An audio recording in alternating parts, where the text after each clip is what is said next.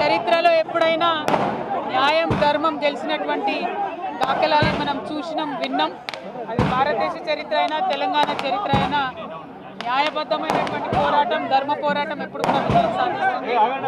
ఆ విషయంలో కూడా ఎటువంటి తప్పు చేయలేదు కాబట్టి ఖచ్చితంగా ఒకరోజు న్యాయం గెలుస్తుంది, ఒకరోజు ధర్మం గెలుస్తుంది, నిజం నిలకడ మీద గెలుస్తుంది అని చెప్పి నేను తెలంగాణ ప్రజలందరికీ కూడా తెలియజేస్తూ ఉన్నాను. ఆ రోజు కోసం ఖచ్చితంగా పోరాటం చేస్తూనే ఉంటాం.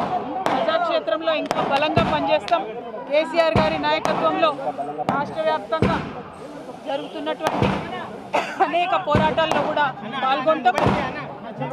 అల్టిమేట్గా ఏ తప్పు చేయనటువంటి నేను కడిగిన ముత్యంలా ఈ అపవాదులన్నింటి నుంచి కూడా బయటకు వస్తాననేటటువంటి విశ్వాసం నాకున్నది. Thank you.